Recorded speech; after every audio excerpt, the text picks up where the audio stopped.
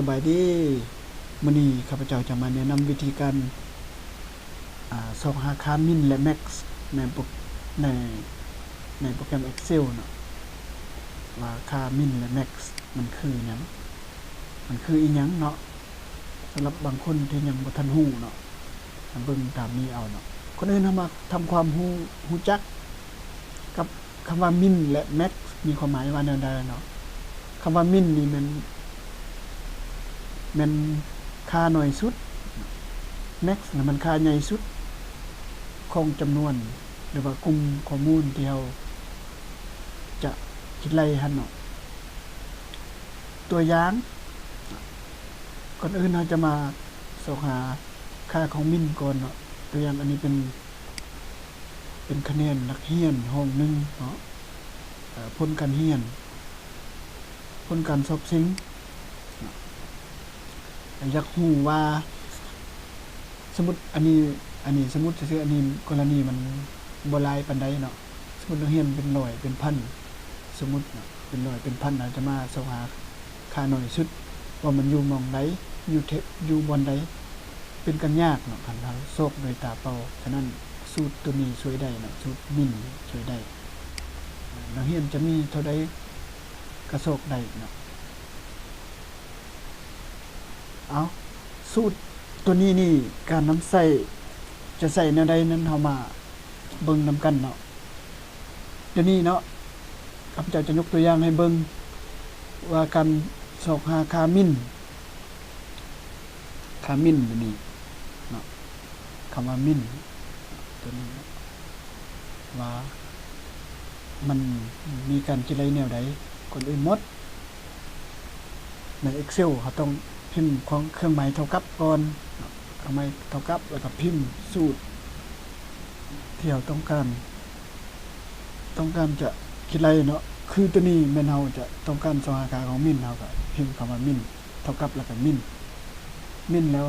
มันจะสูตรจะอัตโนมัติขึ้นมานี่เอามาเป็นคลิกซะนี่แล้วหลังจากนั้นเขาก็มาทาสีตัวอย่างว่าหยังตัวอย่างว่าเขาอยากรู้วิชาคณิตศาสตร์นักเรียน ของเฮานี่มีคะแนนน้อยสุดแม่นเท่าใดเอาก็ทาสีเลือกห้องของวิชาคณิตศาสตร์นี้คลิกแล้วก็จำมาแล้วก็ลากลงมาสุดๆนักเรียนมีเท่าใดคนมีจักคนก็เอามันสุดๆเลยเนาะเดี๋ยวจึงจะรู้ว่าคะแนนน้อยสุดของวิชาดังกล่าวนี้จะแม่นมายังเนาะหลังจากทาแล้วก็วางมือแล้วก็อย่าลืมอัดวงเล็บก่อนเนาะอยู่สูตรนี่เนาะคือนี่เนาะอัดวงเล็บซะก่อนวางมือแล้วมันจะเป็นแบบนี้เนาะแล้วก็อัดวงเล็บแล้วก็กดปุ่ม enter ลงมาเลยได้แล้วค่าของ min คือ 3.50 เนาะแสดงว่าคะแนนที่น้อยที่สุดในวิชาคณิตศาสตร์ที่นักเรียนของเฮาสิ่งใดแม่นคะแนน 3.50 เป็นคะแนนที่น้อยที่สุดอันนี้เฮาฮู้แล้วเนาะว่าคะแนนที่น้อยที่สุดแล้ววันนี้เฮามาส่องหาค่าใหญ่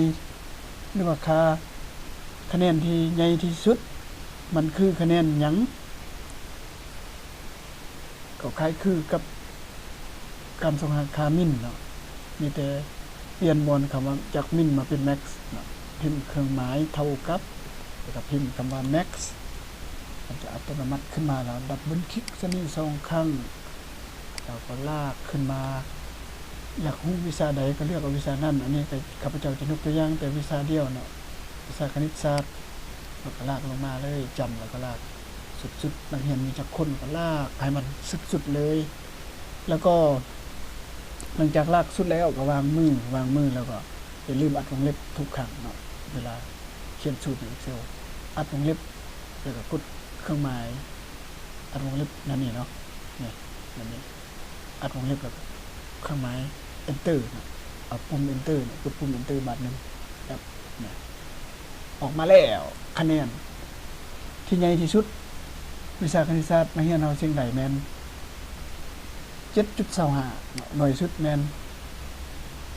3.50 อันนี้มันจะเป็นสูตรคิดระยะเฮาอัตโนมัติเฮาจะบ่ได้ไปซอกเบิ่งว่าแม่นตัวใดหน่วยแม่นตัวใดไงโดยตาเปล่าเนาะสมมุติว่าถ้าบ่เชื่อเนาะคันเฮาตั้งสูตรไว้แนวนี้แล้วเฮามาเปลี่ยนเบิ่งเนาะสมมุติถ้าเอาเปลี่ยนตัวเลขถ้าพิมพ์ใส่ถ้ามันน้อยกว่า 3.50 นี่ปุ๊บค่าตัวนี้มันก็จะเป็นตามนั้นเนาะตัวอย่าง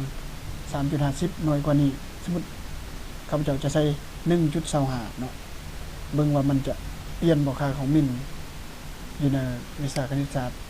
สมมุติเปลี่ยนตัวเลขเบิ่งข้าพเจ้าจะพิมพ์ใส่เบิ่งพิมพ์ 1.25 แล้วก็คลิกออกเบิ่งแล้วก็คลิกออกเบิ่งบัดนี้คลิกออกบนอื่นแหน่ค่าของมินก็จะกลับเป็น 1.25 เนาะมันจะบ่คือเก่าเมื่อกี้แล้วเมื่อกี้นี่แม่นอยู่ว่าแม่นเท่าใดเมื่อกี้ 3.5 เนาะแต่เดี๋ยวนี้มันมาเป็น 1.25 เมื่อกี้แม่น 3.50 เดี๋ยวนี้แม่น 1.5 1.25 เนาะอันนี้มันจะขึ้นกับเฮาถ้าเฮายังเปลี่ยนค่าใหญ่สุดก็คือกันเนาะเดี๋ยวนี้มัน 7.25 เป็นคะแนนใหญ่ที่สุดในวิชาคณิตศาสตร์ที่นักเรียนของเฮาจังได๋สมมุติเราเปลี่ยนข้อมูลมาเป็น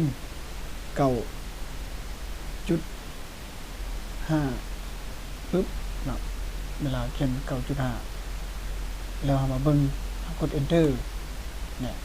ค่าของ max ก็จะเปลี่ยนอัตโนมัติเลยเนาะโดยที่เฮาบ่ต้องไป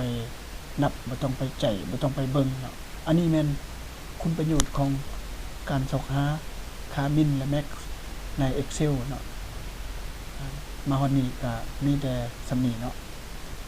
ถ้าคลิปนี้มีประโยชน์แก่ท่านอย่าลืม